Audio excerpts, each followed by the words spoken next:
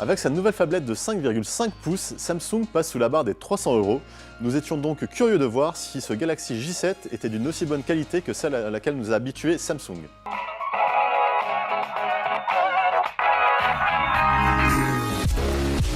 Quand on le sort de la boîte pour la première fois, on n'est pas spécialement renversé par son design. Il est carré et très basique, tandis que le dos est entièrement en plastique. Heureusement que la finition des tranches en métal et l'assemblage impeccable rattrapent un peu l'ensemble. C'est très rare à ce niveau de prix, Samsung a choisi un écran Super AMOLED pour ce Galaxy J7.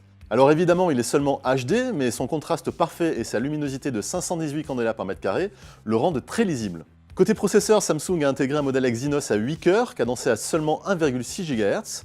On aurait donc pu craindre le pire, mais avec seulement un écran HD à gérer, les performances graphiques sont excellentes.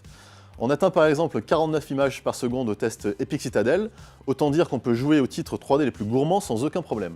L'autonomie du Galaxy J7 et de sa batterie de 3300 mAh est encore plus impressionnante. Nous avons pu l'utiliser 17h31 lors de notre test d'autonomie polyvalente. En fonction des usages, on pourra donc tenir entre 2 et 3 jours d'affilée sans avoir à le recharger. Comme souvent dans cette gamme de prix, c'est finalement sur la photographie que le Galaxy J7 déçoit le plus.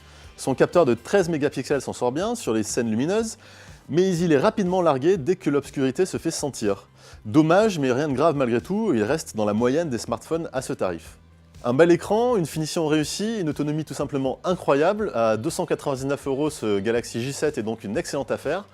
On le déconseillera finalement seulement à ceux qui veulent vraiment faire de la photo avec leur smartphone.